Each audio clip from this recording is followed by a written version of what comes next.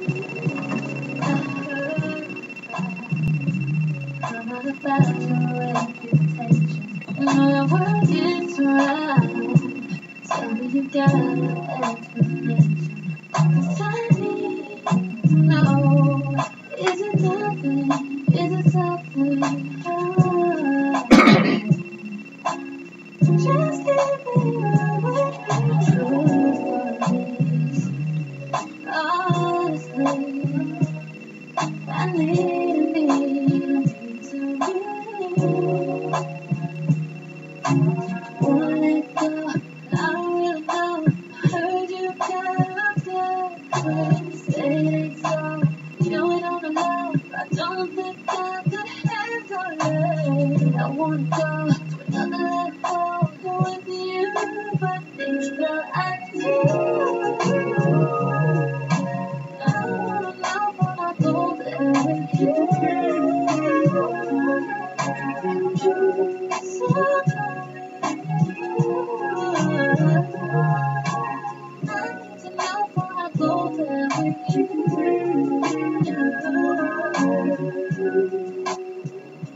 It's alright, 'cause baby, it was right. Should be together. Wanna let go, I really know. Heard you got a girlfriend. Trying to go another level with you, but baby, I do. I wanna know when I go there with you. So I need to know when I go there with you.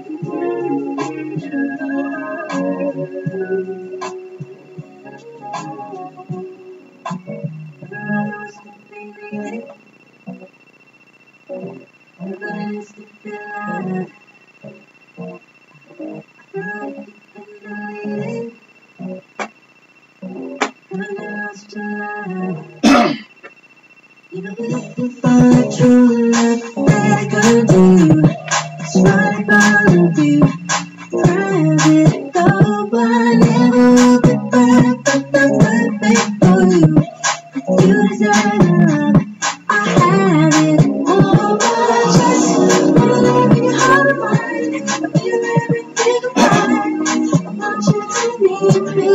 Share my with you. I'm thinking of time. She was soldiering, and the gas would have been a sauna. Girl.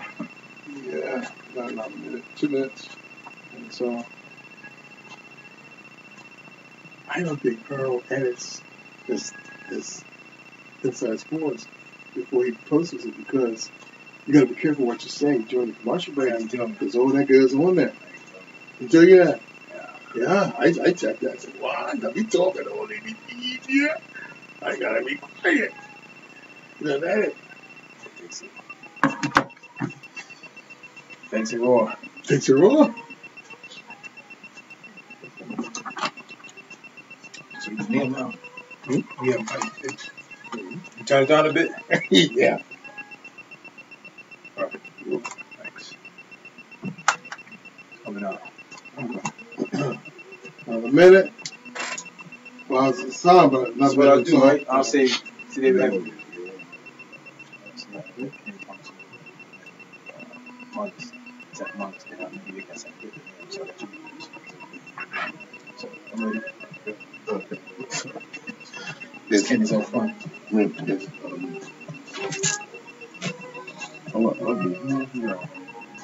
Kenny and Zach first, then you and somebody else. Right, that's fine. Okay. Then if it was somebody else, yeah, too.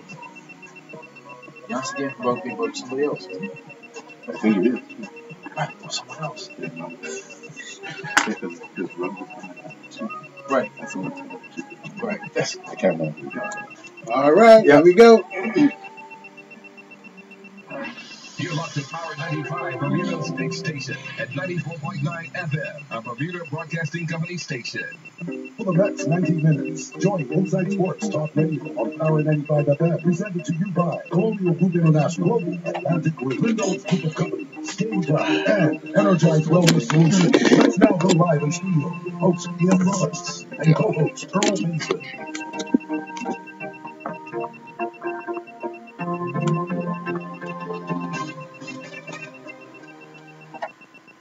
And good afternoon and welcome to Inside Sports Talk Radio on this Monday. It is October 2nd, 2017. I'm Ian Rollins, along with co-host Earl Bates. Good afternoon, sir.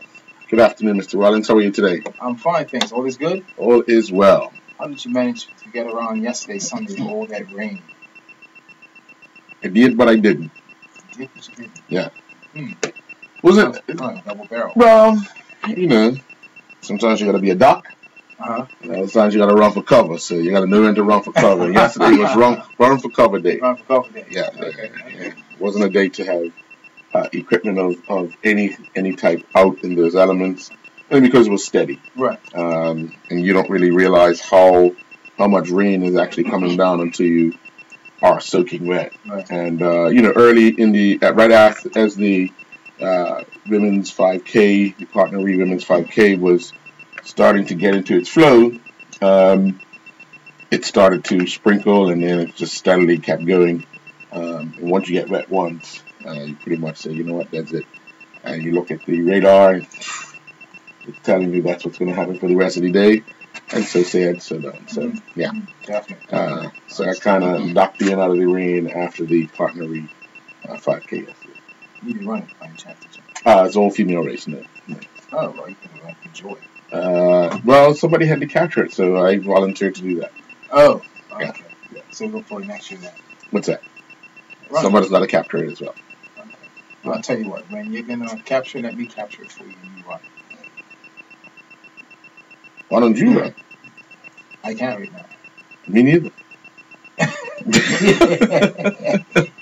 guess there's two of us there, right? That's right. So we'll volunteer to capture it. Well, if it's 100 meters or 200 meters, then that's it. I can do that for you. So you want?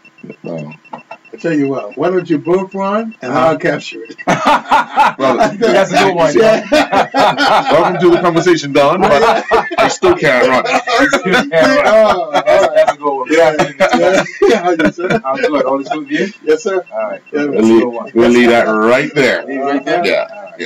Yeah. Well, today I've got Kenny Thompson. We have Kenny Thompson coming in and Zach Munnis. As you know, Kenny Thompson, one of the Island's finest football coaches, has been around for some time now through his playing days and now coaching and administrative days. And Zach Munnis, he has a son who's in the BA program.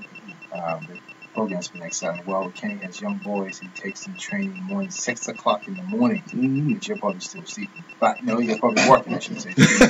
You're working at 6 in the morning, and they're putting through their paces. It's a new type of training, a new type of program that helps young men. And it's been in existence for some time now. I think it's been for 5 years, so we've touched base on that.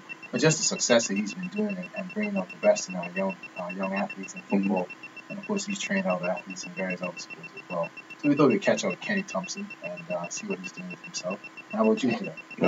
Well, we have officials from the Bermuda Rugby Football Union coming in later this afternoon, talk about the season. Season got underway on Saturday, so we just want to talk about what's planned for the very near future. And obviously, the league season will kick off right after the Rugby Classic, which we're just about a month away from the start of that. So a few weeks of tournament play for the rugby union, and then the break for the Classic, and then into the league.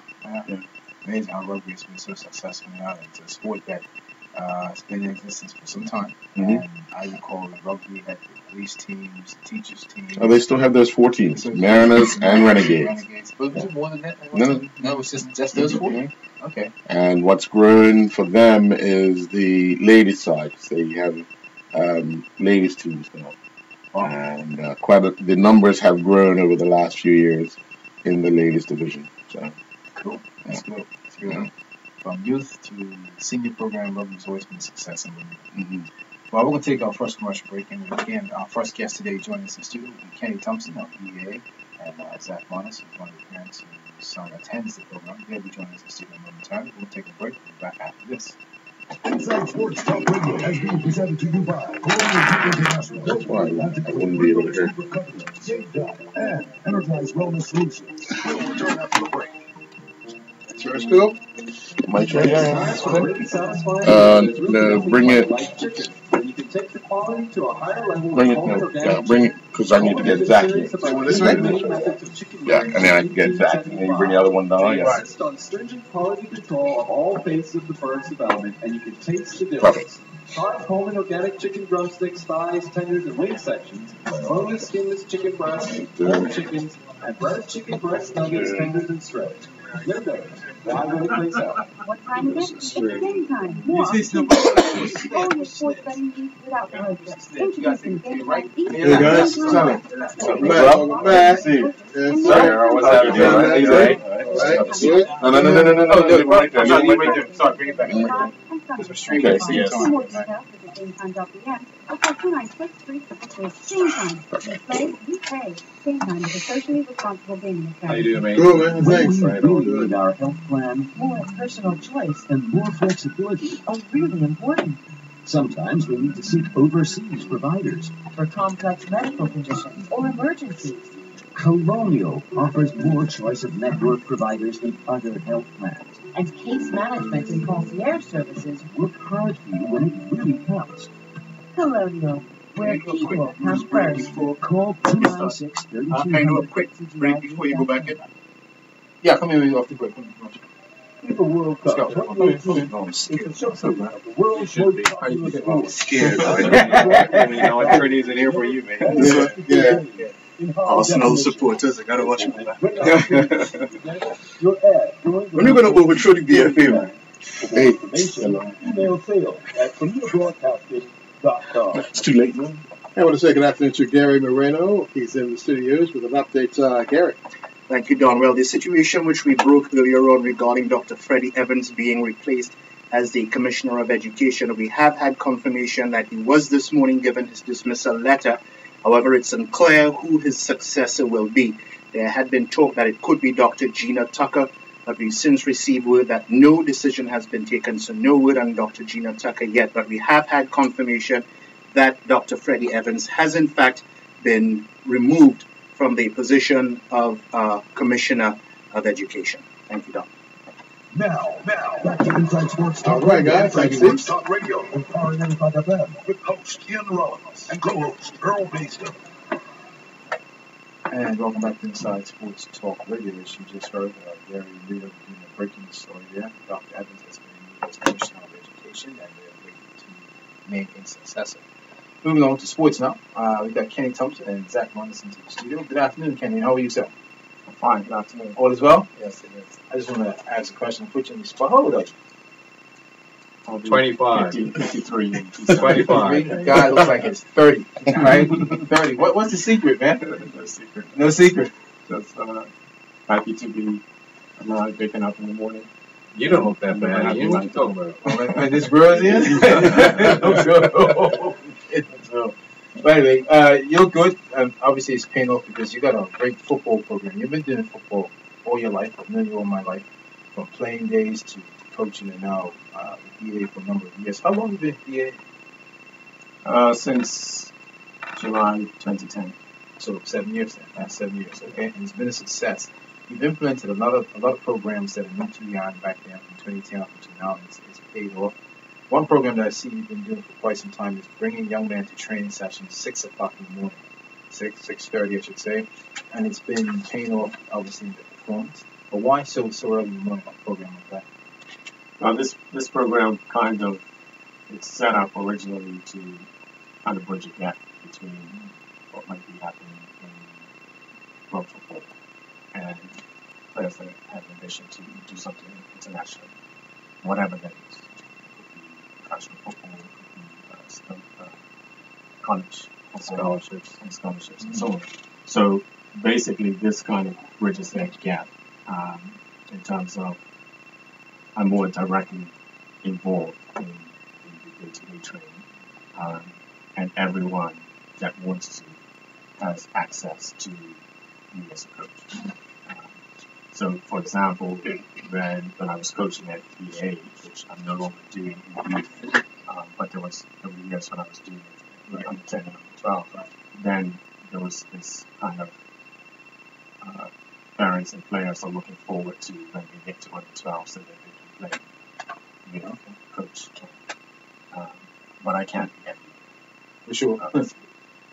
And the initial plan at BA wasn't for that to happen. I wasn't supposed to coach at all, more just manage the program. So I found myself basically staying on an extra year because someone else was coming through, so let me stay on until this group of players come through, and then I can stay on. And so at that rate, I'll never get up the pitch. So basically, I had to really remove myself from that coaching. And but now at the same time, this program gives players the opportunity to have that direct contact. And in terms of it being early in the morning, it's the only time really where there's no conflict.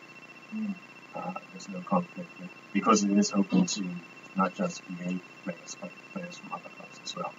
So, for example, if I were to hold it at 5 o'clock in the afternoon, then somewhere along the line, that's a conflict with another club program, or whatever. So in this case, at 6:30 in the morning, there's no conflict, and it's actually the best time to train. There's a very focused training environment at that time of day, so that really focused with the most kind of thing. And the parents, and I've talked to some school teachers as well, you find that the players are actually more energized through the day, more focused through the day, and so on. Where some people think that, I don't want them to do it at that time of day because they'll be tired through the day. Actually, it's the opposite. That's right. With that being said, what's it been like during the time? What have you seen the success from the players in the 7 years you've been doing this? It's very noticeable in terms of the focused training time and what they get out of that hour for each training day. So if I use the period when I was coaching VA under 12, that there was a core group of players that were coming to the morning sessions, and then I would see them 3 times a week in the evening as well. And then there was another core of players that didn't come. I was coaching those players in the evening, but they did not come to the morning sessions. And the difference in level reached for the players that were coming to the morning sessions was incredible. So this wasn't a situation where there were different variables. Everything was the same. They were training at the same location, training on the same philosophy, club philosophy, training with the same coach. But the difference was the players that came in the morning went to a different level over the players that were not coming in the morning. And if you look potential-wise, some of those players that were not coming in the morning probably had more potential. But the players that were coming in the morning, as a result of added training sessions and the quality of what we do in the morning, you saw them go to just another level. It was incredible. Like I mentioned earlier, you've been in football all your life. Why is it that you have such dedication and admiration of coaching football, giving something back to our youth, even our senior programs, we do international sport at various levels as a coach? Why is the passion there for you? It's just always been like that since I can remember. He can't help it. As a boy, it was the same. It was just football, and I wanted to play football all the time, and I worked really hard. And I think things make sense when you look back.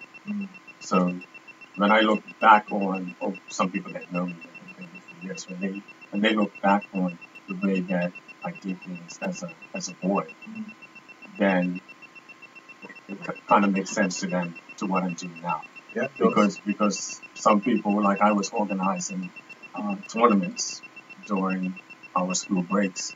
That's right. In the White Hill area, maybe when I was 11 or 12. Yeah. And those people that know me, they testify that don't be late to your kickoff, your match kickoff, and so on and so on. So I've just always been that way.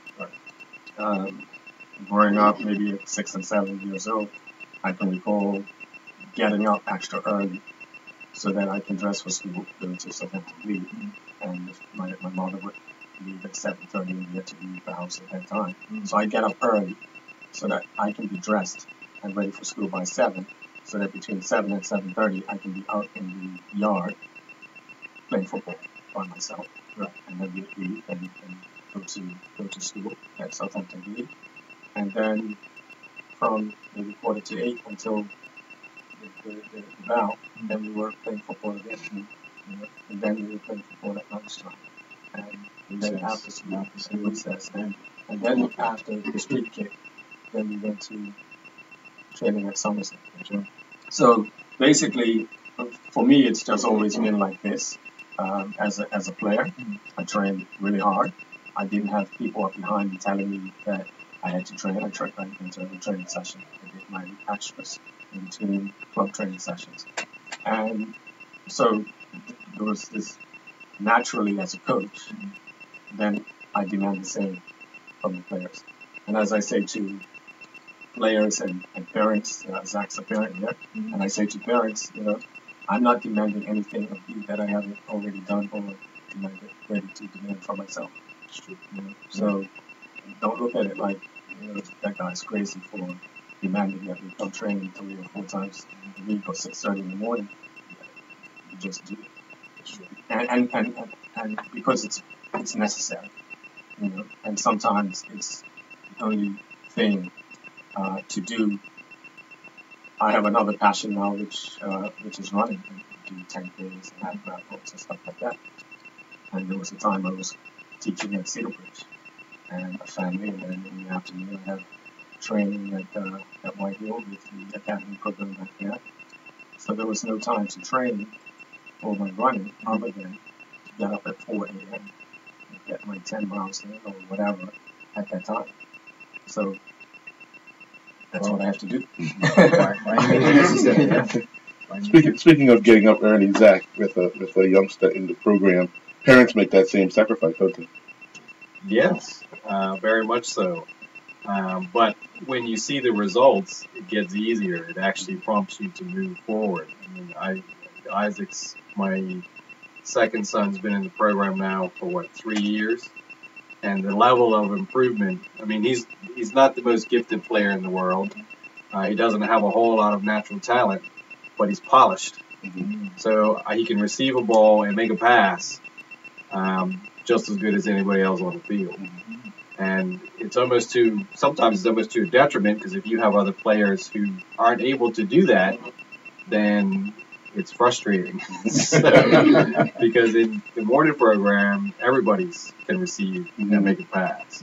And that is, yeah, you're absolutely right. It's a sacrifice on all sides. But I have a unique perspective, having been exposed to sports in a number of different boarding schools and whatnot, and having foreign exchange kids come from South Africa and India and places like that, where they would ask you, if you're on the cricket team, what time is net practice tomorrow morning?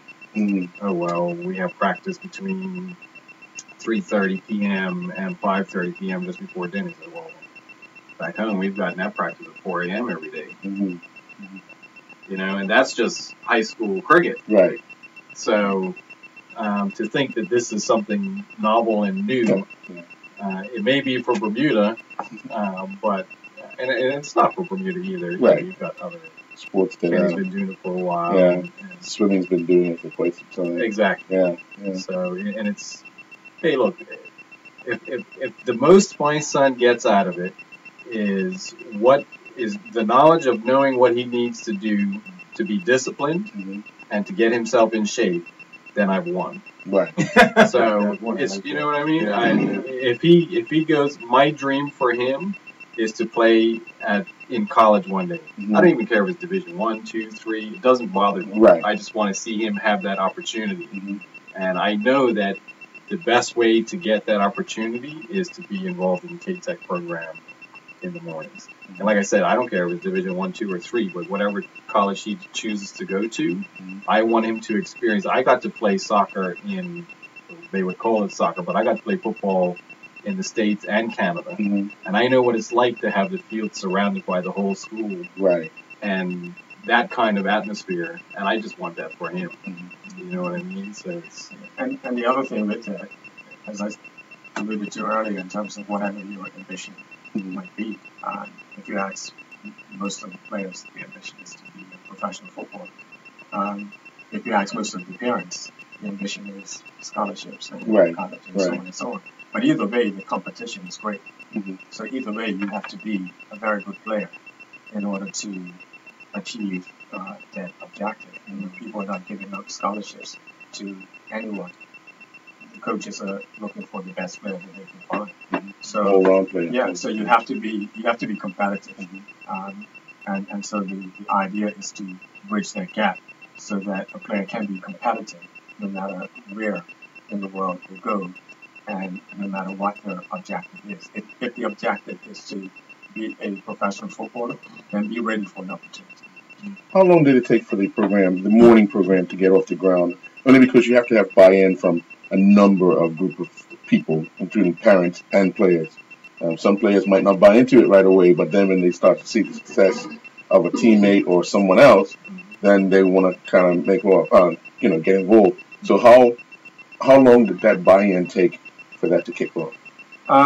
Actually, it was just by chance that with the players that I was coaching, very ambitious, and the parents also had sort of like I want to say an ambitious kind of sacrifice Mhm. type of mentality. So I think we might have started maybe 5 or 6 players that kind of wanted to do it. Mhm. And then I guess, word of mouth and so on. So then others realized that these guys were doing it, and you get maybe 1 or 2 more that want to be a part of it. Um, but as I said, the thing is that the players they enjoyed it, and the parents were saying things like they noticed a difference in their son's approach to whatever they need to do to get this done. Right. So they were saying that, my son does what he has to do in the evening so that he can go to sleep early, so that he can wake up and not feel tired because he enjoys the program so much. My son also has the energy in school, and the teachers were backing that up in some cases. So when other parents were asking about it, and their fear was that it would have the reverse effect, and these parents that were originally involved, they were sort of like the cheerleaders of the program to say, it's To be honest. we see totally the opposite. Well, one final question. For someone that stands on the outside looking in, they would say that your passion is helping to develop players, right? So why would you take the senior team and not take a younger team that you can work with to help mold them to where you want them to be at the finish line? The finish line is the senior team. Yeah, as I said, that while I was coaching at the youth level, it was a challenge because I have, I have a squad of maybe 14 players. Mhm. So that's 14 players who are getting Coach Kenny. Mhm. But we have 200 players in the program. And so the original approach, which is what I'm able to do more now these days, is that I need to try to create and develop more Coach Kennys Okay. in the program coaches. Right. So it was a challenge to do that because I'm on the pitch at the same time that they're on the pitch. Okay. Right. So it's difficult to observe their work and observe other players in the program. Whereas now I spend more time observing coaches and therefore being able to give direct feedback for their improvement. I know the level of more players in the program than when I had a team. because Okay. I can see all of the under sevens, all of the under nines, whereas before when I had my team, then I was on the pitch and they were on a different part of the field in their training. So that's the one thing.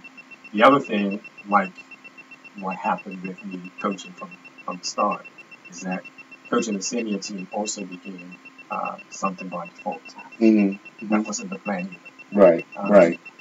When I first got there, I brought Maurice to be there as well. Right. And Maurice did a fantastic job in coaching the first team. So when Maurice left to go to Rangers, because he had a real opportunity for his own personal growth there, then it left a void of the first team being used to a coach who operated on a really, really high level. Right. So now the question was, who was I going to replace him with? And so I had a few people in mind, and I was abroad when they started preseason, and there was a parent who also helps out with the program as well. And he said, "Look, Eddie, you have to do it." And I said, "No, I'm not doing it. I don't have time. I don't want to do this." And he says, "No, you have to do it." And I said, "Look, I don't have the time." And we went back and forth, and I said, "Okay, I have to do it. I'll do it. But you have to promise me that every day you are here for the training to take care of whether it's equipment, the jerseys, because I don't want you now demanding of me that I have to do it, and then I'm stuck doing everything. Right. So as long as you're in, I'll bite the bullet and I'll do it." And so now it's become a situation where, once the thing is, once the players get used to a certain level, Right. then it's very difficult to kind of give them something less. Right. So yeah, it's just been a situation now where if I were to step away from the first team, then it's like, well, who can provide them with what they've become accustomed to for the last 4 years. With that being said, now Andrew and I are working together with the first team, so that's fantastic because while I was abroad during preseason, then that they're getting fantastic coaching and information through Andrew. So yeah, now that's a great situation to be in. But in terms of the why would I take the first team? That's kind of like what happened.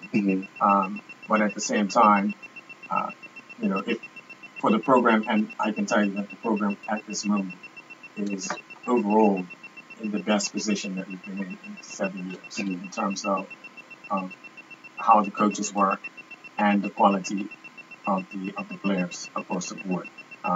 Not just necessarily in the A team, but the B team, and at times even the C team. The players are very, very good. So we're now in a situation where, as a result of the time spent doing more observations, that I can provide better feedback and better growth for the program as a whole, as opposed to just one team that coach can Okay. Yeah. Zach, I've got a question for you as a parent. You mentioned that your son is in the program. He's been there for 3 years now. Once he moves on, well, that's in K-Tech in the morning program. In BAA, he's been there since he was under six. Okay. Yeah. But once he moves on, off to university and say Kenny's still there, what sort of, even if it's not there, what sort of advice do you pass on to other parents? Because Kenny did mention feedback was positive from the other parents, which is great. But in your perspective, you're there every Wednesday, so you're your son, giving back your thoughts and things, and you're pleased with the results. What sort of advice do you give a parent who's interested in this type of program and plus BA? In the K-Tech program, I tell people, because I'm a disciple.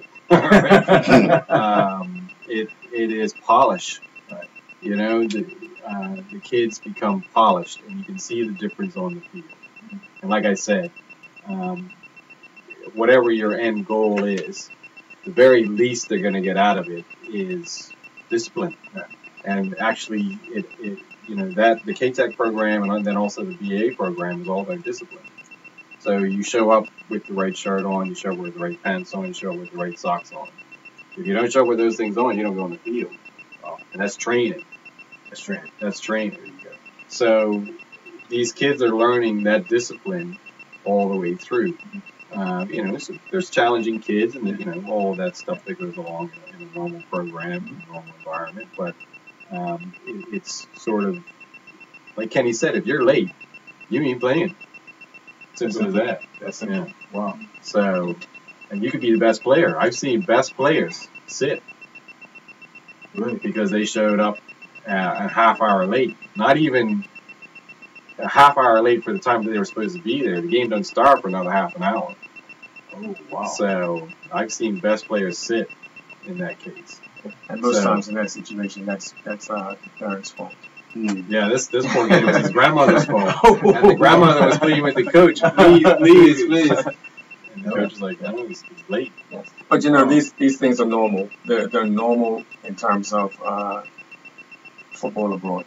Yeah. And I've seen it in various places in Germany, in Holland, in Spain, in France, in Belgium, in England. It's all the same, and you expect it if you're in Manchester City Academy or Chelsea Academy or Barcelona or Ajax and so on like that. But I'm not even talking about those programs.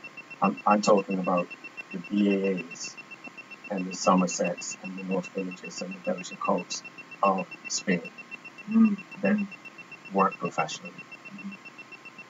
The grassroots clubs of Holland and Belgium and Germany that operate just like Dortmund or Bayern or Barcelona or Real Madrid or Chelsea or whatever.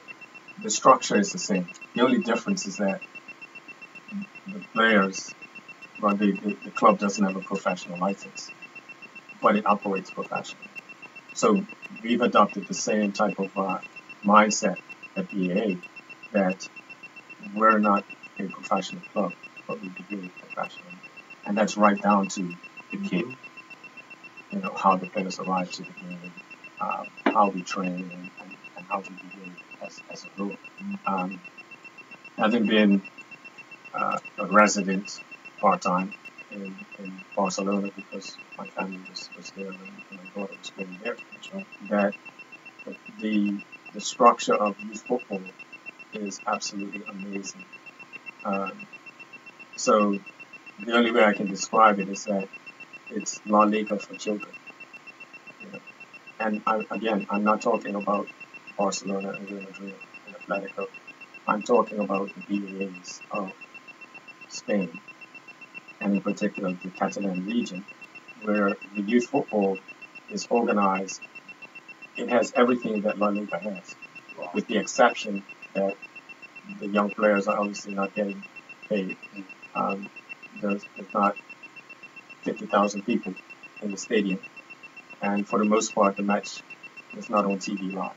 But everything else, if you turn on your TV to watch Real Madrid play Barcelona, little boys and girls in the Catalan region go through that same ritual every single week from September through middle of June.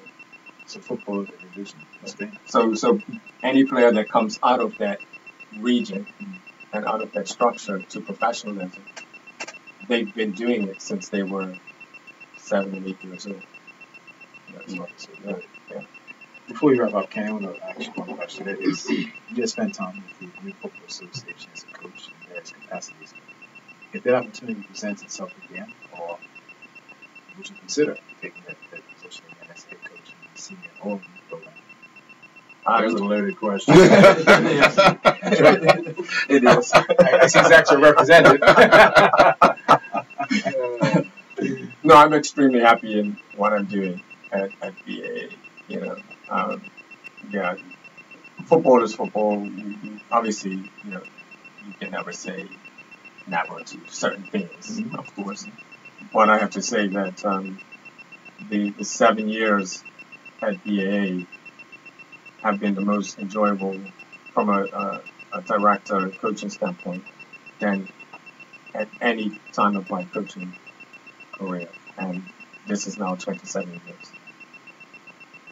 So That's nice to hear from the sponsor's point of view too. Yes.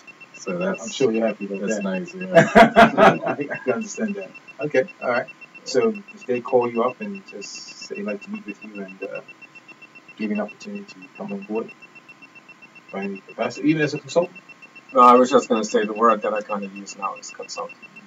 Yeah. So I have some ideas. He must know his film program is on.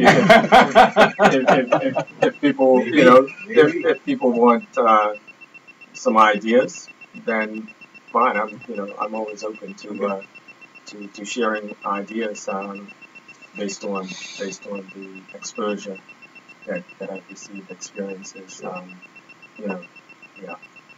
The other thing, just to change the subject a little bit, is that the other thing that we do with the program is to offer the trips. I've been doing the trips to Europe since 1997. So this year actually marked 20 years of going to Europe, and we went to Belgium, Germany, and Holland.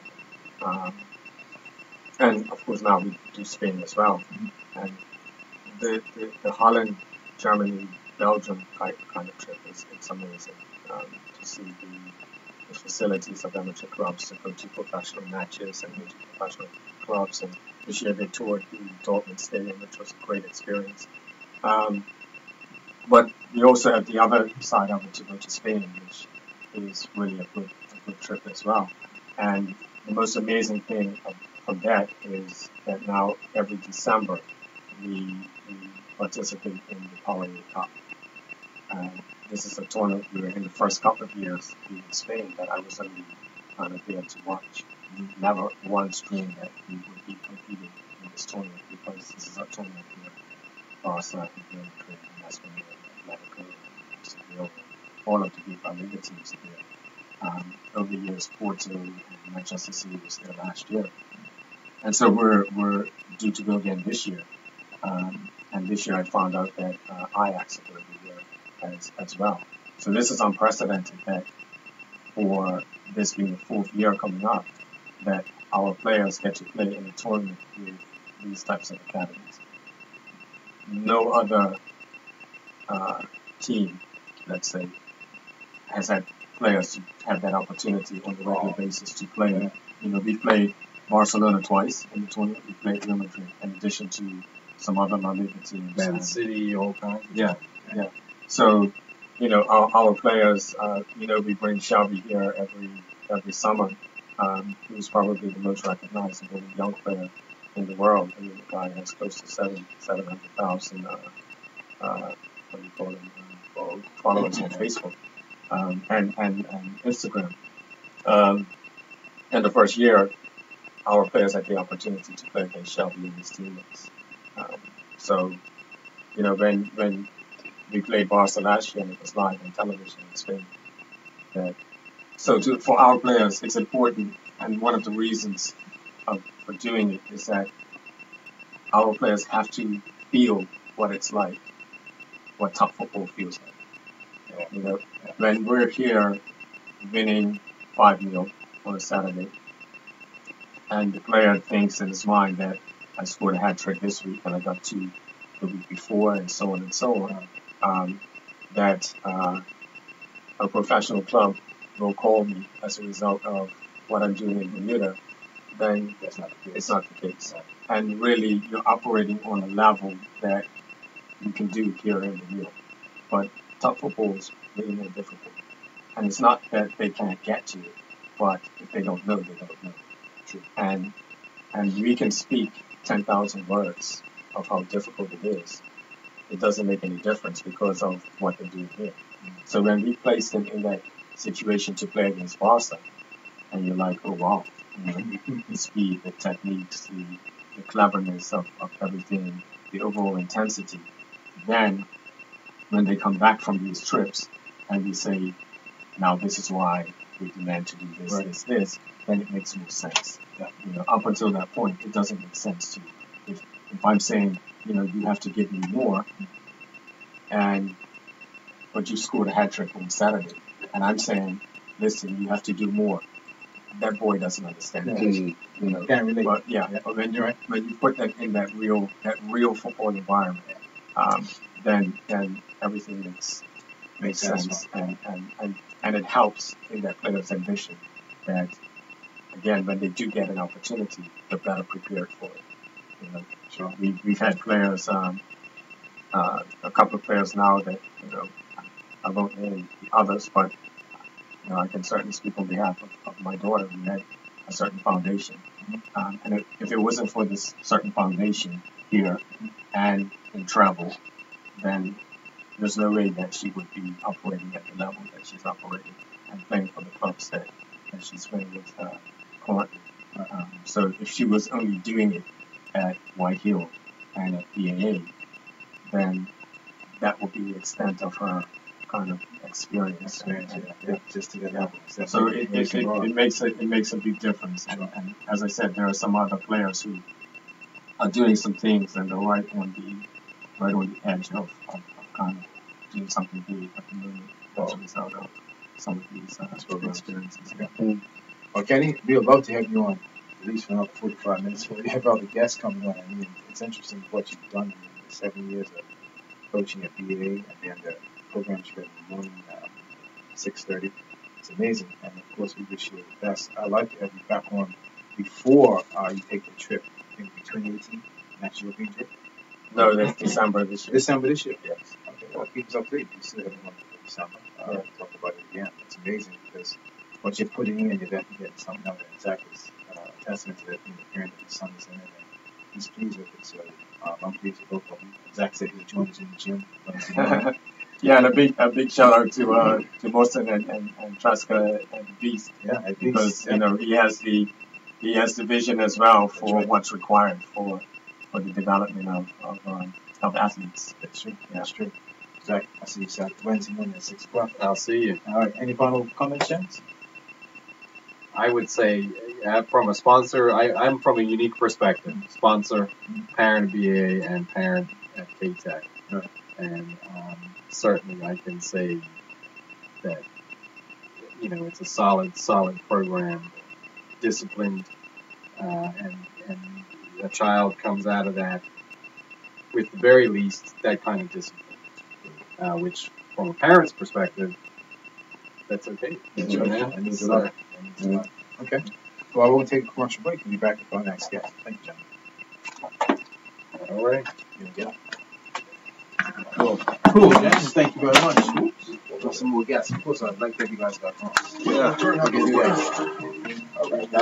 Good. All right. Yeah, sir. Yeah, man. Actually, earlier on Wednesday. All right, good. Some of us are thanking the community for the kind of weather displacement. I did another thing. That's quite good. Yeah, man. That's what's up. How you doing? Blue sea. When we go need our health plan, and more flexibility are really important. Sometimes we need to see oversized providers for complex medical conditions or emergencies. Colonial offers more choice of network providers than other health plans. And case management and concierge services work hard for you when it really counts. Colonial, where people come first. Call 296-3200. CGIGroup.com. What time is it? It's game time. More opportunities to win. All your sports betting needs without the road trip. Introducing Game Time East and Game Time West. Located next to Wanloose and St. George's and Main Road Somerset by Somerset Country Club. Game Time That's a bit closer. Saturdays 8 till 5 and Sundays 8 till 5. For more details, visit GameTime.com. I got to choose the wrong seat. You need to go to the side. The wrong side. Game Time is a socially responsible gaming establishment. FIFA World Cup 2018 is the showcase of the world's most popular sport, and Bermuda Broadcasting Company will deliver all 64 games in high definition. This is a great opportunity to present your ad during the most prestigious sporting event. For more information, email sales@bermudabroadcasting.com. Now, back to Inside Sports Talk Radio. Inside Sports Talk Radio on Power 95 FM with host Ian Rollins and co-host Earl Bayston. And welcome back to Inside Sports Talk Radio. We want to thank our last two guests, Zach Munners and Kenny Thompson from BAA. talking about youth football. And joining us now is none other than members of the Bermuda Rugby Football Union, and that's Jan Zedinho. You're the PR person for... That's right, yeah. I just recently took over as the press relations officer. Okay. And everyone knows Patrick Callow with the youth program of Bermuda Rugby. But Jan, let's first talk about the season. We kicked off on Saturday with a tournament. What's down the road as we get ready for the league season? Thanks very much. Yeah, we did kick off on Saturday with the Mad Hatters tournament, and that's usually the beginning of the rugby season. This year we've changed the format up a little bit, and next we'll be having a few rounds of sevens in the lead up to the RAN, Rugby American North Sevens tournament, which will take place for the national men's and women's in Mexico City in November. Right. So that's why we sort of changed the format for that.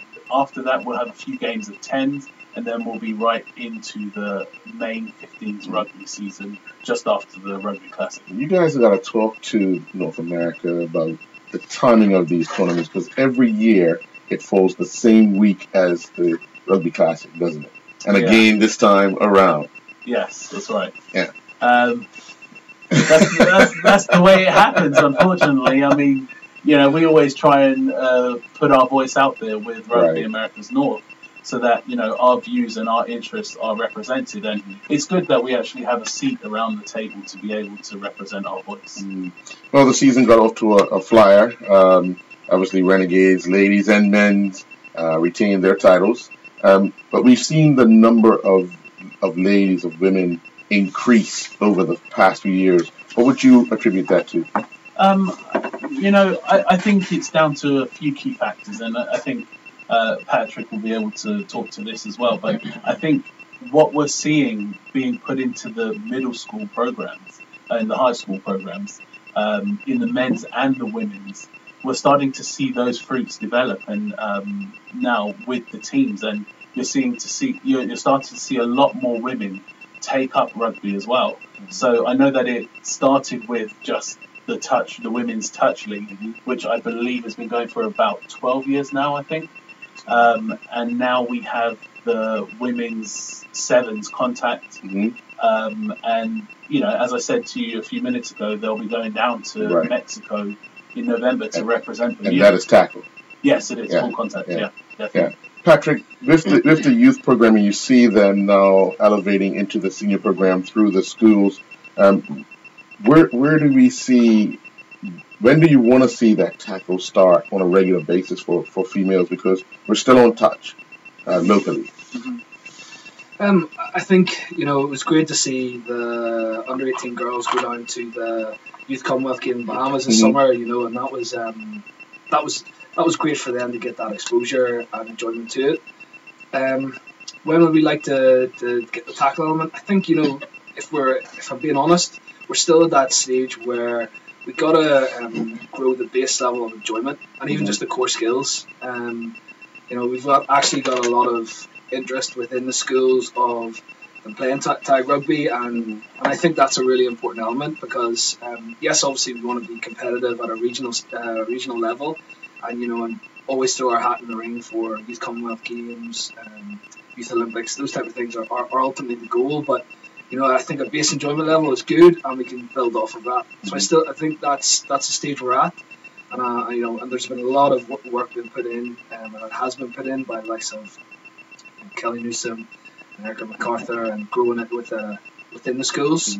So I think we just want to keep growing on that and keep the enjoyment value. Over the last few years, we've seen the dynamics of the Bermuda team change a lot with some of the youngsters that were introduced to the sport and in middle school and in high school. We start to see them now filter into the national team. When you look at it, are we where you want to be right now with the development of these young men that are getting involved in the national program and still having to produce internationally? Yeah, look, I think if we're honest, it's definitely been, on one hand, I'm immensely proud of those guys that are actually putting themselves forward to get out there. But from a performance side, look, it hasn't been where it needs to be or where we want to be. So I think we've definitely had some reflection time this summer to really have a think about where we're at with our player base and our player pool, and actually where we are in the region and where we want to try and get to. So yeah, it's been great to see the transition of those guys, that they are willing to put themselves forward. But we also are, I think, under no illusions of we're not where we want to be, and we've got to work harder and maybe try a few different things to get back to where we were. I know that within the region they are looking to change the format up. Yeah. We're quite excited at the opportunity to travel to different places rather than just Mexico City or play at altitude. Not that Mexico isn't a lovely place, but actually going and playing different places, it's appealing. Because when we play the likes of USA South, it's not very apples and apples, and I think that can be a bit of a challenge for us. So we're really excited that playing the likes of Bahamas, some other regions that are coming in too. So I think that's where we'd like to get to. I think also, just to add to that, it's worth noting that the Beyond Rugby program is still a fairly new program. It hasn't been around that long. Right. But I think the success of it is what we're starting to see now. And, for example, the Beyond Rugby now, they're getting, sometimes 200, 250 kids down on a Sunday morning. And, it's going to take a while for them to filter through that program. But I think the other important factor here is that Bermuda was doing very well in the Caribbean. And we were ranked, I think, the highest probably in the Caribbean for a few years. Right.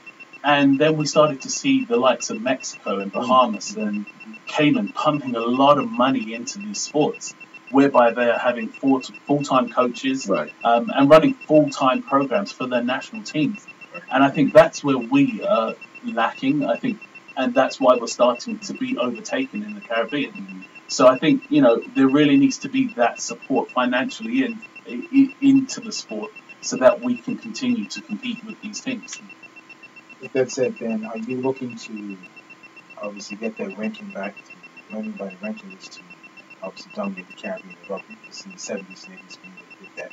But you mentioned the improvements they've made. Are you looking to make those improvements with your programs in the league? I would say so. I mean, our goal is always to be the best in the Caribbean. And there is absolutely no reason why we cannot be there. We have the raw talent here. It's just that, with any sport, once you get past the high school age, Paddy and I were talking about this, once you get past the high school age, every sport sees some of the people drop off. So we need to look at what we can do to keep those youth involved in that very crucial stage so that we can see Bermuda continue to grow and grow in strength in the Caribbean and hopefully wider. Yeah. A number of years ago, there was an agreement that you guys traveled to Cayman came here. It started, I think, with the under-10s right through. Can we see that sort of thing kind of come back and possibly introduce another country, say like the Bahamas with Cayman, coming and making a triangle series of sorts? Yeah, so that what you're referring to was just before, I think it was maybe about 6-7 years ago. Maybe, yeah. Yeah, so that was, I believe they chartered a plane from under six, absolutely incredible. So what we've done, which is kind of similar, is we went for the past 2 years, we've gone down to Freeport in Bahamas, and we played against Nassau, Freeport, Cayman, and a couple other teams from Miami within that region. And it's been brilliant because we've been taking last year we took under 12s and under 15s, and it was awesome because it was allowing our guys to actually play against these countries, and there is even that rivalry there at that age. And so, but I think you're right. It's really important that we do build on that, and we do build the value that for young people in particular, that actually you're representing your country here, and this is a really, really proud thing, and we've got to value it. And doing that against other similar regions or countries, I think is really helps to reinforce that. So we'd love to welcome them back up to here. I know we are looking at trying to grow that tournament a bit more because it has really worked. Right. So I think that's a great idea. When can we see the youth playing more competitive matches under the 4 clubs that are already organized and up and running? We've done well introducing the ladies to the game. That's an added feature. But we also want to look at, because the Beyond Rugby Sunday mornings is more about training base, learning the game, learning the technique of tackling, learning the technique of running with the ball, passing the ball, and so forth. When can we see the introduction of a kind of a youth league of sorts? No, you can do it. You can go. Well, I think so. What we try to do is at a school level. So rather than having necessarily, like a Renegades under 18s or under 16s, we've really been trying to reinforce that at a school level. Right. So we also have the Digital Middle School League, which has under 12s and under 14s, Right. 6 middle schools. Yeah. And then we have the High School League, which we've had now for the past 3 years. So that is the kind of that's where we're trying to push from a competitive, regular, consistent games. And that's got real traction because I think at a school level, again, it's about valuing that, representing your school, playing with your mates, playing with people that you see and you're around every day. Right. And it's been great to see that sort of blossom. So I think for us, certainly for me anyway, we really want to continue with that. Develop healthy rivalries where it's when Cedar Bridge play Barkley, it's a big deal. Yeah. And as well, like that's something we're looking to do with the girls this year, is we're trying to build on that success with the Youth Commonwealth Games and try and incorporate more girls games alongside the boys when they play throughout the season. So Beyond Rugby actually start within Cedar Bridge and Barkley and Delwood starts today. Oh, okay. So we've got our first session this afternoon, which I'm really looking forward to. And so we're now getting stuck in. I think it's also worth noting that all 4 of the teams here have that youth element playing for them already. Right. I believe you have to be 16, is it? So 16, to be able to play in the league. But some of those youth are playing very key roles in these local teams. Yeah, I mean, right. you've got Rory Dublin playing, a key role in the backs, and then Jacody as well playing for Mariners as the scrum half, and then we've got Cedric Ennis and quite a few of the other youth. And I should also, mention that these are the same youth that are representing Bermuda or have represented Bermuda at the men's level as well. Looking at the play on Saturday, if the adults, especially the men, it would seem as if Mariners are still in a rebuilding phase of their organization. Last year they struggled a little bit, but can we see more as we get through competitive matches? I mean, when you start looking at the scores over the last 2 years, Renegades has really dominated most of the play. I know, Patrick, you were suiting up for police at one time? Yeah. I think I was getting to the stage where it was rugby 7 days a week, and I needed to see maybe a golf ball or something on Saturday. Was what I was looking for. But look, I think you're right. I know those clubs are all working really, really hard. And by this, I wasn't there actually on Saturday, but I mean, I think some of the games at the weekend were quite competitive. Right. If you look at, even though Renegades won the tournament, their game against police and teachers, 10-0, it was 10-0. 10-0, yeah. I mean, that's a very close, game. And to be fair, Dan Cole, who probably hate me for saying this, but he missed a try that he should have scored, and it could have been a very different game if he had scored that. Right. Then also, I should mention that I believe it's Police and Mariners. Mariners beat Police in that. Right. So it's not that Mariners are out of the game completely. Right. I think they're more struggling with numbers of players' availability. I think that was their problem last year, and I was just looking at this year and looking on the sideline because I was there when they played, and it was like, okay, they're having problems with numbers as opposed to being able to. I think that just goes in roundabouts though, Oh, okay. because there were some games last year where Renegades had 14 people on the pitch. Right. And there's been times that police have played struggled to get players, and they have quite often a pretty decent sized squad. Right. So I really think this just really goes in roundabouts. Oh, okay. I hope that I guess we'll see the season, the 15 season, as I said, starts in November. Right. So we'll see what they have then. So I see you came out unscathed on Saturday. No black eyes. Not yet. Not it's week one. So I said legit. It's week one. So you enjoyed your play once. Obviously, you got congratulations. Thank you very much. Part of the Renegades team, I guess. Yeah. When you gotta send the media stuff, you want to make sure that you're on the good side. I'm sure. Well, I mean, we did have some good recruits. We had Champagne Charlie and Buck Fast Barry, as they call him. Right. You know, some of our new recruits, they'll probably hate me for calling them that, but they've been great additions to the team, and also I think that they've been good additions because they've been able to look out for the youth, and they've really, especially Brian Archibald, Buck Fast Barry, as we call him. Right. He was the national team coach. Yes. He's a very, very good coach, and he's been very integral in teaching the youth what he's learned and trying to really bring them through and just impart that knowledge. And I think it's been really key. Who would you consider being some of the standouts throughout the years for rugby? I know, Patrick, you've been here a while now. Some of the names that you would, when you arrived, what stood out for you as far as leaders of club teams, just bringing in youngsters and helping to develop?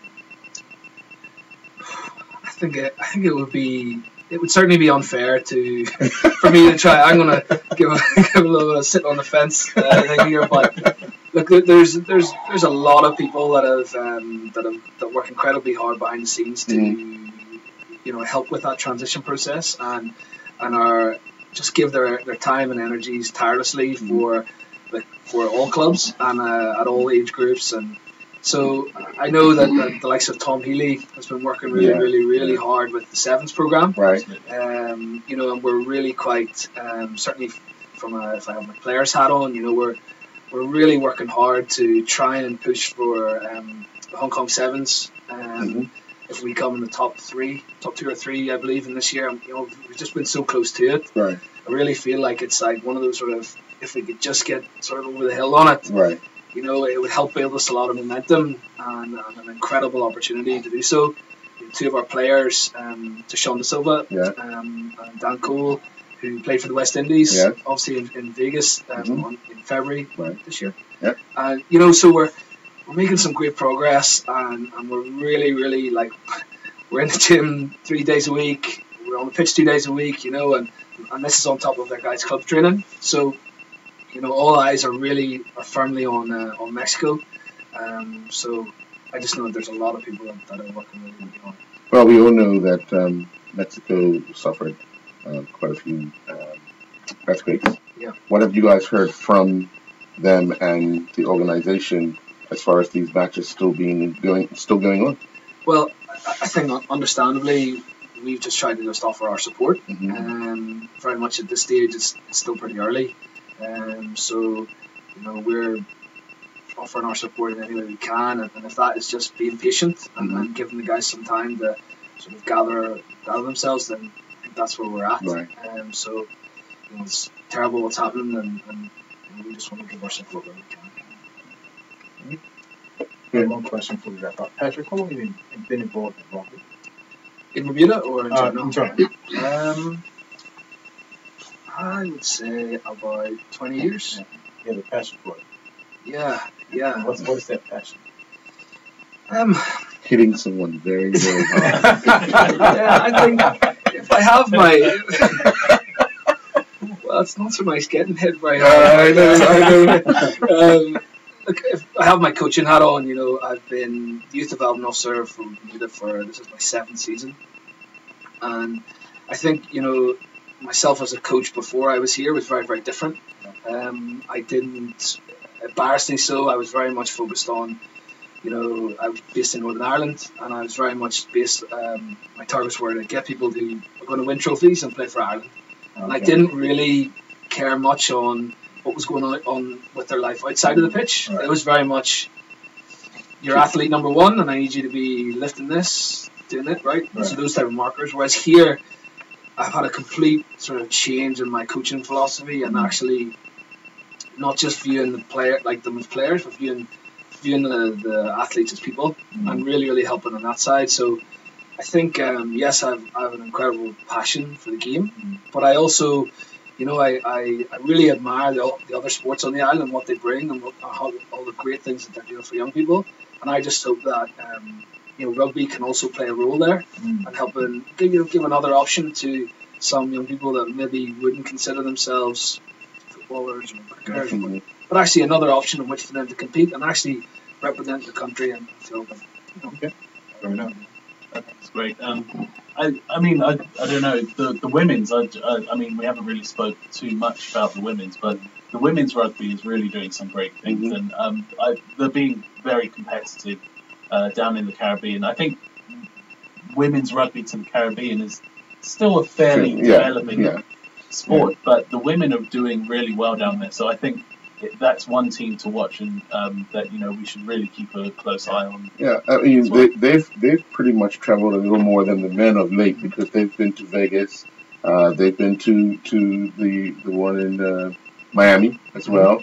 But the exposure that they're getting amongst themselves and learning how to tackle is the vast improvement of the game, as well as coming out of the high school and the middle schools. That's giving them the confidence to play a different sport and challenge themselves. So, any parting words, gentlemen?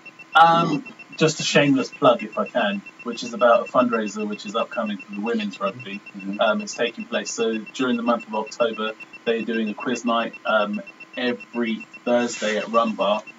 And it's really to raise funds for them for the Rugby Americas North competition that's coming up in November. So if you need more details about that, please log on to our Facebook page. That's Bermuda Rugby. Yeah, Facebook.com/Bermuda Rugby. Okay. I just have one thing. It's we actually have Waisali Sarevi that's coming down later on this week. Okay.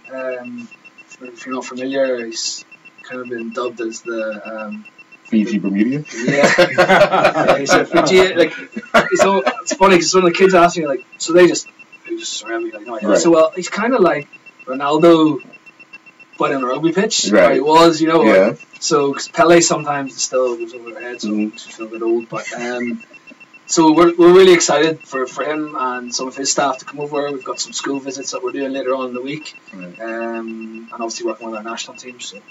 And then I think just one last word from me, and that's really just to say there may be some people out there that really don't understand the sport, but we encourage everyone to come down on a Sunday and really watch a game of rugby. It's a great family atmosphere, and you can come down there, have a drink, watch a game, ask a question if you don't understand it, because we've got a lot of youth that are coming into the sport whose parents may not necessarily have played rugby, and you'll find them saying, well, I don't know what's going on.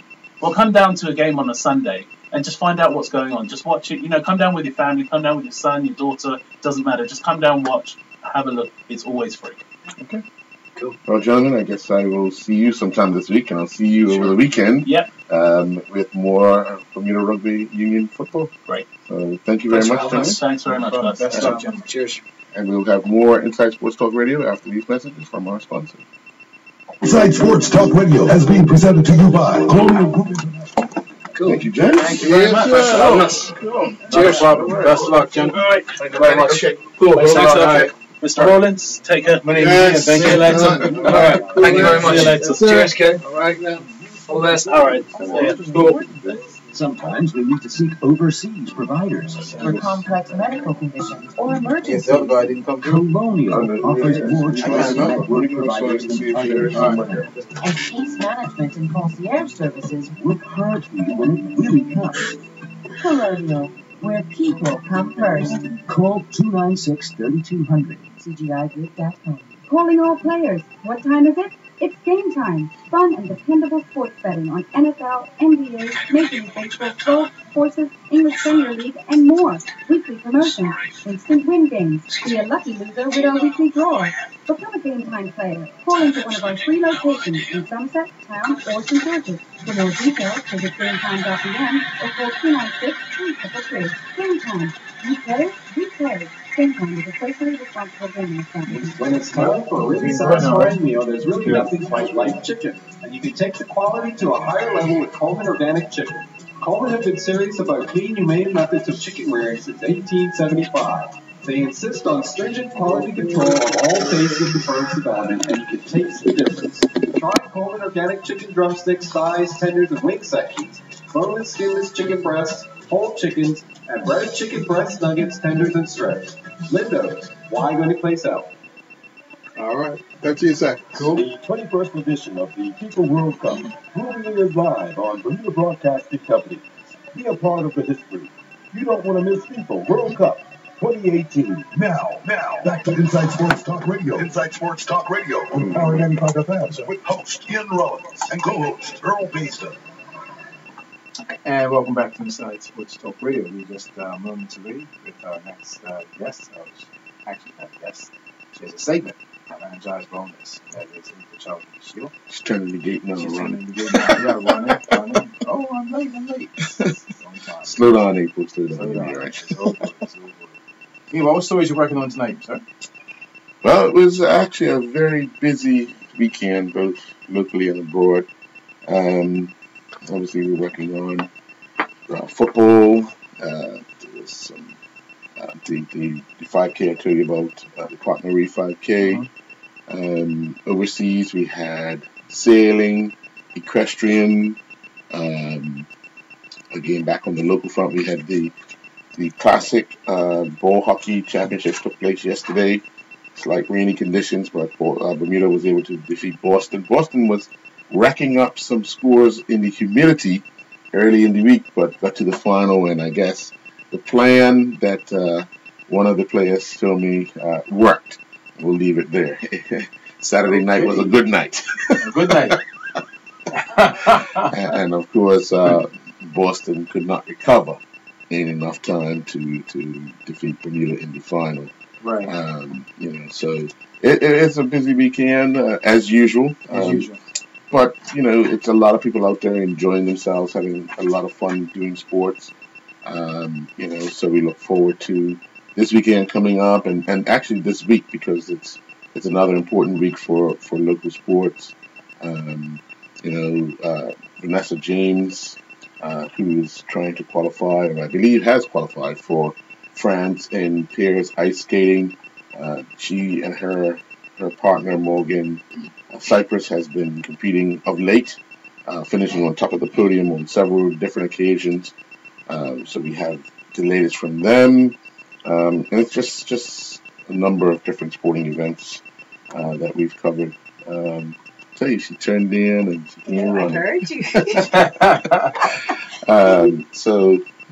It's again just another wonderful sporty weekend and sporty week. There you go. Yeah. That's good stuff, man. That's good. Also, what's on tap this month, if I remember correctly, the 28th of October, is it Bermuda hosting an event here, football? Yeah, Saturday, October 28th. Yeah. We'll have Barbados. Football Association senior men's team. Mm-hmm. We'll be having a team here on the 28th of October Barbados, so that'll be interesting. Yeah.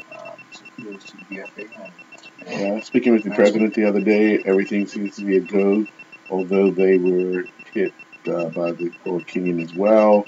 They're still on target to come to Bermuda to play in, 3 weeks time? Yeah, 3 weeks from 7. 4 weeks. 4 weeks. Yeah.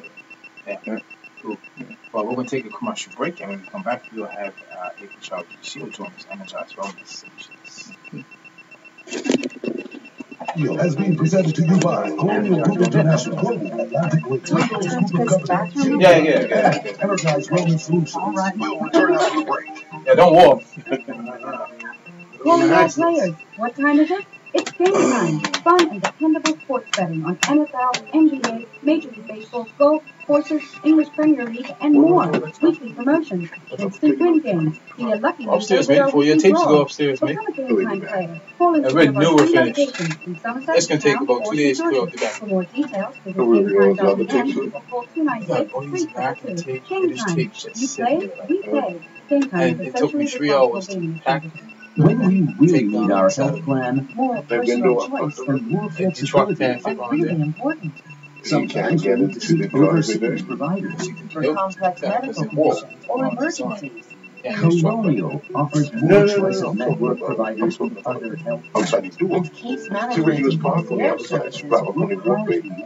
Oh, Sometimes, right? But can he could where turn people around come and first. back up on Call there. So that just tell him to meet up right. oh, I see. And back you We up asked. to that, and then that window just Well, turns That's down the good. thing Yeah, on yeah. hurricane start season, tearing up. And a I didn't lot even of our realize that neighbors was are happening sustaining until I more came flood in. That in was recent history, and half some the of us are 70% thankful of our to was on the indoor Saturday. side We just for take Oh, the other okay. stuff downstairs, upstairs. everyone else is feeling Oh, the okay, effect. okay. But as a So, vulnerable nation birthed it's by gonna a bring some fear of help a with children too. hurricane, we Oh, can okay. never I be ain't about to do complacent. that. Right. Come and check us out for your stormwater provisions and advice on how to prepare for the arrival of a storm. Here goes. Why go anyplace else? A lot. Just in time. FIFA World Cup 2018 is the showcase of the world's most popular sport. And Bermuda Broadcasting Company will deliver all I 64 actually forgot games today. I in was high sitting there definition. and Mom This is says, a great "What you do?" opportunity Because to always I present knew what I was your going to ad talk during about, the most but prestigious then sporting I was event. sitting For there more information, and email sales at Change your diet last week? BermudaBroadcasting.com. Now, back to Inside Sports Talk Radio. Inside Sports Talk Radio on Power 95 FM with host Ian Rollins and co-host Earl Baisden. This segment of Inside Sports Talk Radio, Health and Wellness, is presented by Energize Wellness Solutions. And welcome to Inside Sports. It's that time. April Charles this year. Good afternoon, ma'am. How are you? good afternoon. Just gonna I am ask well, you. thank you. Yeah, you always well. I see that. Did you switch up your nutrition plan last week? No, I don't think so. You don't think so? Is all yes or no? You know, I think. You know No, what you put in. no, I've been eating the same thing, feels like day in, day out. Except for yesterday. I treated everyone to pizza. Some carbs, okay. Yeah, it was really good. So you did some actual training last week? I was doing a lot of training last week. See, I can tell. I was doing an awful lot, so I can see it in your upper body, in your face. Oh, really? Yeah. Oh, really? Yeah. Oh, wow.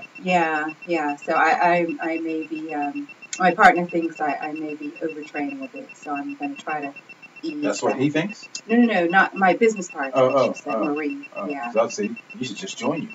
Yeah, well, he's been really, really busy. I know, I'm just messing with you. But he's there. Yeah. So, Yeah. I went past your gym this morning about 7 o'clock. Oh, we open on at 8. Oh, Mondays. Yeah. I've seen some other, like on last Saturdays. Week, last week you were open around 7 in the morning. Last week. Was it a Saturday? That was a weekday.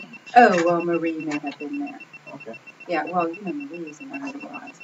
Yeah. Sometimes she has people in really early. Okay. And sometimes she's training very early. Gotcha. Yes. Gotcha. So go ahead. Sorry. What's on tap for today? We're going to talk about mindful eating strategies. I'll do the top 10 because we've often said how we have a non-diet approach, and a lot of times people wonder, well, what does that entail? So one of the things is to use a smaller serving dish or bowls, and that's something I do, and I have mentioned that I use a dessert dish, and I put my food on that, because if you use a smaller dish, then you end up putting less food on it, and then you take it less, so you're eating less. Research has also shown that we rely heavily on visual cues to determine if we're full.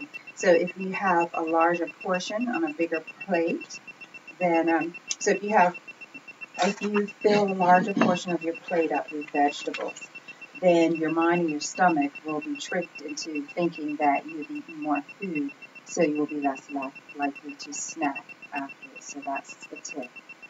Third tip is to use, which I've already said, use smaller plates. So a 6-ounce pasta serving will look like a small amount of food in a large 12-ounce plate. But if you have that same amount of food on an 8-ounce plate, then it looks like a good portion size. But let's be real. It's not going to be easy, because if you do that, obviously you're making the food portion smaller. Mm-hmm. Within, I just want to say, within 2 or 3 hours, you're going to be hungry again. So the person, but the average person is going to think that this portion will carry them through for maybe 4 or 5 hours, which I know that's not the case. Which is why 2 of us pack our meals, so that we can eat every 3 hours or so. And that works really well. That has worked really well with my children, but now that they're at an age where it is less expensive to clothe them than feed them. I actually give them bigger portions now during the day because, you know, they can't just stop and eat every few hours. I give them their snacks, but I do put more, you know, I may put more rice or a bigger meat size because they can't just say, oh, excuse me, I need to eat again. Right. Yeah, so you have to be careful with that. Just realize that if you're giving yourself a smaller serving size, you're going to be hungry sooner. By doing that, that also helps to increase your metabolism. So then, you know, your body's going to go through it. You're going to need to eat more. And so eating more times is actually a good thing. Okay. Can I ask a question? And this is going to really sound dumb, and I'll probably get it all wrong when I ask it. No, you won't. If you're eating more on a regular basis during the day, what happens at night? At night, I still eat the same, try to eat the same serving size, but I drink my water. I would go ahead and drink my water. Sometimes with the children, they'll say, oh, I'm still hungry, so I'd say drink some water first. If they're still hungry, then I give them more because I do realize that now, especially my 12-year-old seems to be going through this growth spurt where she was one that would hardly eat anything, and now every time I turn around, she's hungry again. I'm thinking, are you kidding me? So I go ahead and I give her more food. But I listen to my body, and normally when I'm finished that plate or whatever, I drink my water, I'm normally satisfied. But if my body's if I'm still craving it, or if I still feel a bit hungry, then I will give myself a bit more. But I still do it on that plate. Are you hungry mentally every 2 hours, or are you hungry physically? And I ask that question for this reason. When you're tired and you go to bed, your mind's relaxed, but if your body is used to doing it every 2 to 3 hours, would it wake you up to eat? I haven't found that. I haven't. Because especially when I'm tired, sometimes I'm so tired that I'm too tired to eat, but then I try to make myself eat so that I don't do like what you were saying, where your stomach is growling, and I'm thinking, oh man, I should have eaten because now it's 2 in the morning and I'm starving, and do I wait until morning, which I try to do. So I try to go ahead and make myself eat that last meal at night, even when because I go through this whole thing, well, I'm really not hungry, but well, I guess I should eat because, and I go through that whole conversation I just had. I go through that whole conversation. Because it would be one of those things, if your body is used to calling for food every few hours, won't it still call for food when you go to sleep? I think it's an individual thing. Right. Is it something you have to ignore? I'll give you an example. I took off month of August. I was saying I was struggling with training. Right. I was tired by myself up. Right. So I cut down the meals. So I'm still learning this. You don't cut down the meals. So I was doing like 3 meals a day. So that lasted, I was full and everything for about 2 weeks, maybe 2.5, 3 weeks. 3 weeks the most. After I found myself snacking more. Right. So I thought I had to eat the 5 meals a day because I was doing double sessions a day, right? No, you still eat the 5 meals a day, right? Because you're training in the morning just as hard. You burn up metabolism. Right. Now I'm back on board. It's like your question. No, by 8 o'clock, man, I know. I'm fine. Okay. I'm ready the next morning. That's the honest truth. Okay. Now, when I was just wondering because after a certain amount of time, is your stomach calling for food or is your mind calling for food? You understand what I'm full. Yeah, I feel I'm satisfied. Yeah. Okay. Yeah. Okay. Yeah, and sometimes, I say, okay, well, maybe I'll have a little snack after, but I try to do it right afterwards so that ice cream doesn't become another meal. It's just on the end of your meal. my meal. And then once I've had that, and that doesn't happen that often, then I'm like, okay, I'm done. But during the day, I feel it physically at times, like when I start, or my stomach may rumble, or I may feel a little sluggish, and I'm thinking, oh yeah, I have to eat. But once I eat, I'm like, okay, I'm feeling better now. Okay. So yeah, but at night, no. Now another thing for mindful eating is don't buy bulk of your favorite foods, because it leads to eating them much more than you would normally. So I like my Lay's potato chips, so that goes back to not getting the big bags, which when I was talking to someone about it, they said, well, nowadays it's half air anyway, and I'm like, it's okay. I still get the single serving with That's the way around it. That's the way around it. Exactly. So I guess he was trying to justify, well, you can get the big, and I'm like, There's only one bag in there anyway. Exactly. So I get my little single, and I eat it, and I'm fine. Because those favorite foods are normally those foods, those sometimes foods. Right. Another one is use slender glasses for alcoholic beverages. Do you know that studies show that you will tend to pour 30% more into a wide glass than into a tall, slender glass? So if you use wide glasses, use it for water, which you will end up pouring more. So I was like, oh, okay. Another trick is see while eating it. So if you can see what you have already eaten, you will eat less. So the same goes for drinking. They say that if you keep the empty glasses and the bottles on the table, you tend to drink less because then you realize this is how much you've been drinking.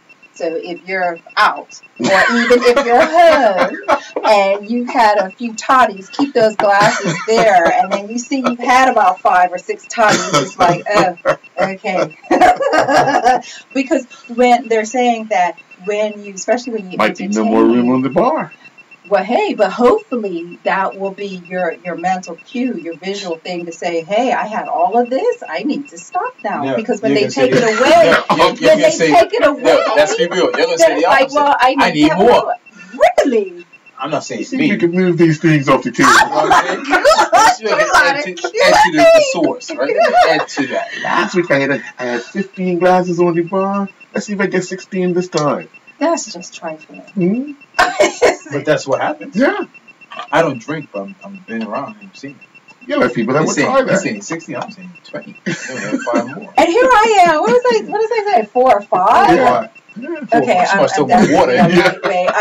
Now, what I do is my water bottles, I say, okay, I'll take 3 bottles a day.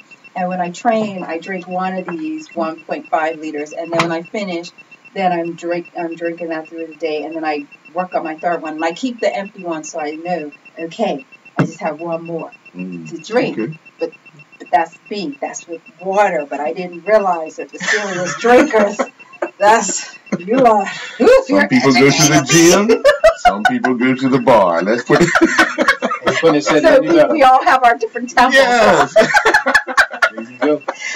Okay, so my audacious. The 20% rule. So it says think 20% less. So only put 80% of what you think you might be able to eat on your plate. Eat slowly. See, that's what I do. Mm-hmm. And you probably won't miss that 20%. So this will help you to stop eating when you're no longer hungry instead of when you're bursting full.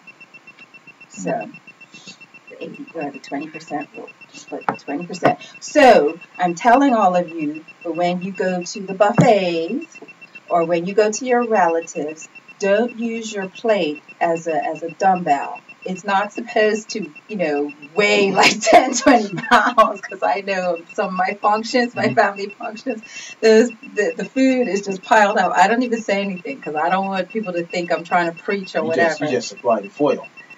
Hey, I didn't even do the foil because my Aunt Linda, she has the containers. I've already told you. I just take care of my family, and I supply the lunches and whatnot out of the leftovers. So I let people do what they want to do. Mm-hmm. So yeah, just put 80% of what you think you're going to eat. Take your time while eating. So those of you in my life, in my past, whether my parents or children who think I eat very slowly, see, I'm doing what I'm supposed to do. I'm eating slowly. And in fact, yesterday, my son even said, yes, let's go and eat pizza. Let's sit down, enjoy ourselves, and take our time while eating.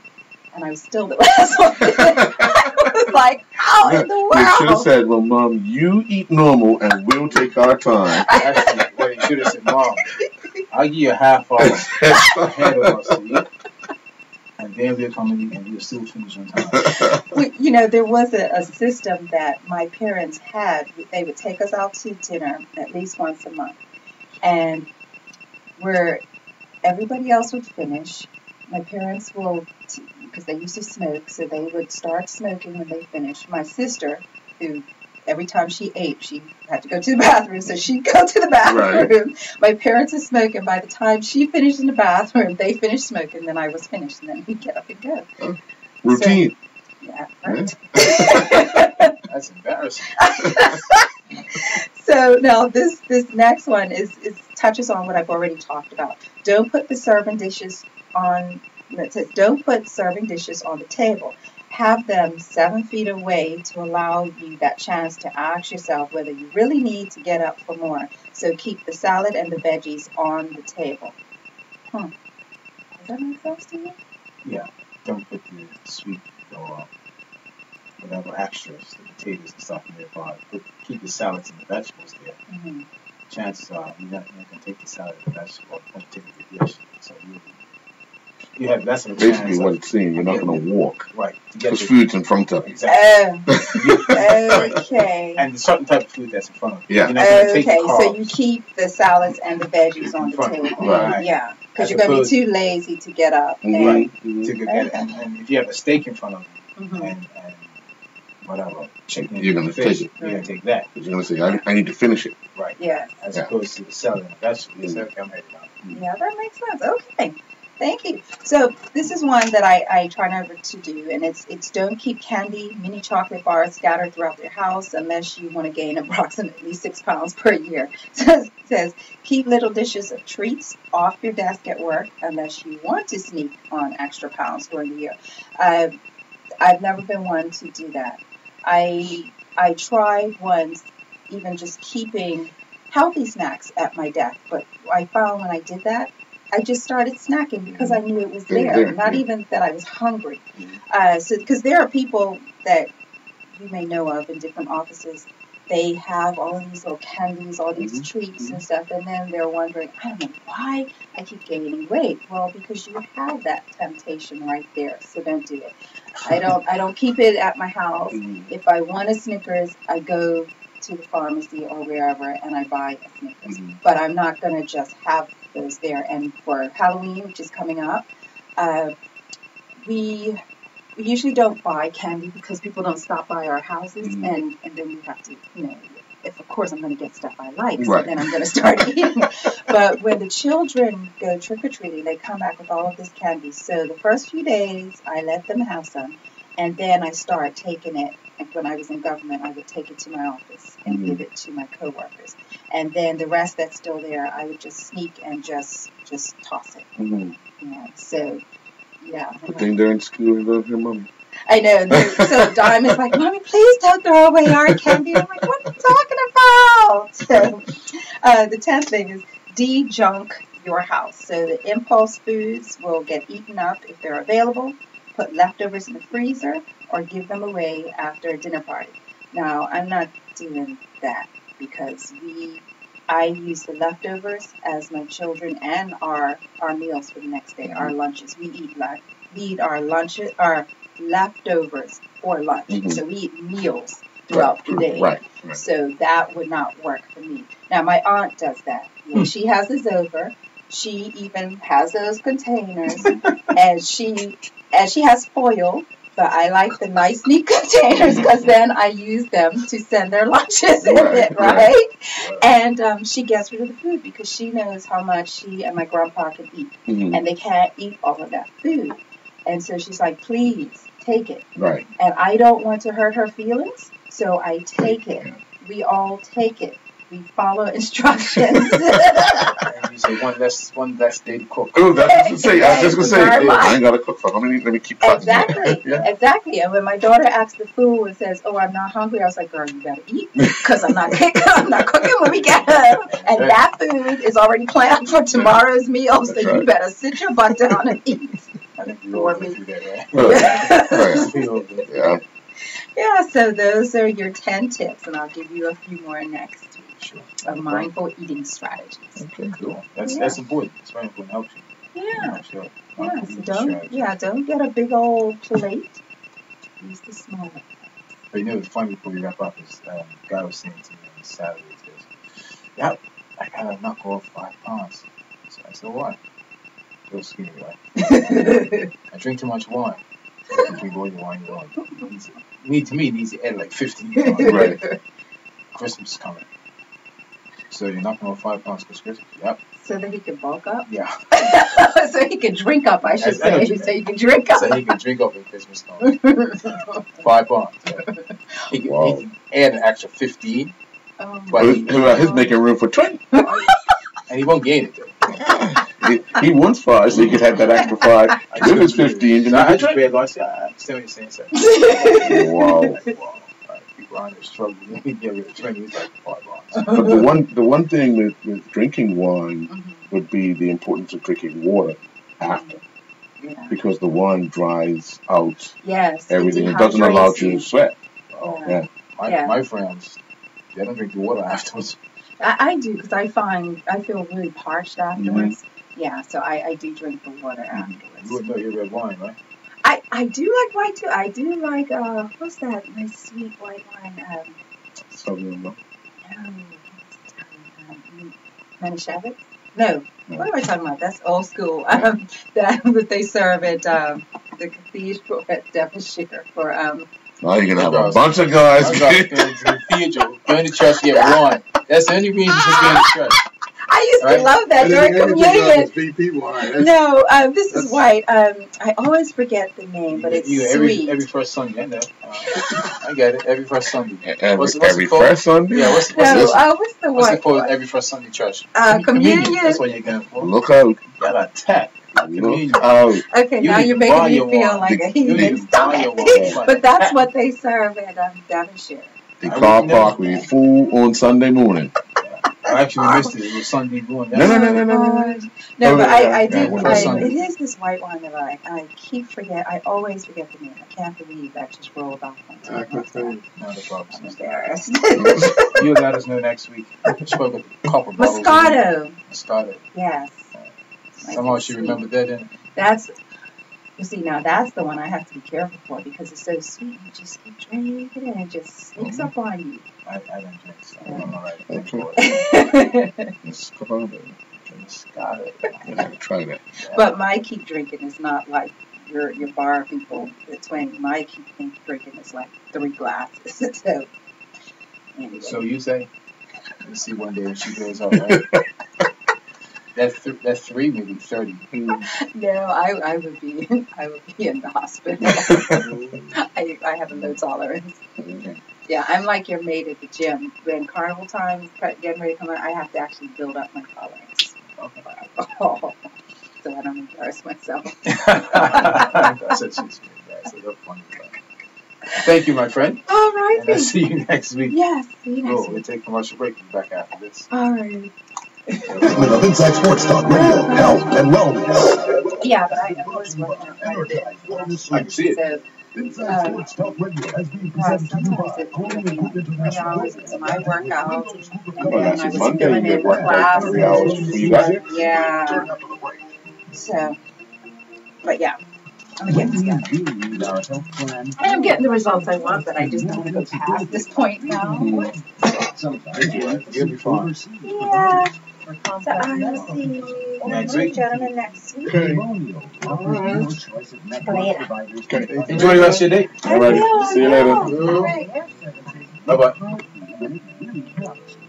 I don't drink. I couldn't guess that in a million years. I couldn't remember. Moscato. I wouldn't remember. More opportunities to win. All your sports betting needs without the road trip. Introducing Game Time East and Game Time West.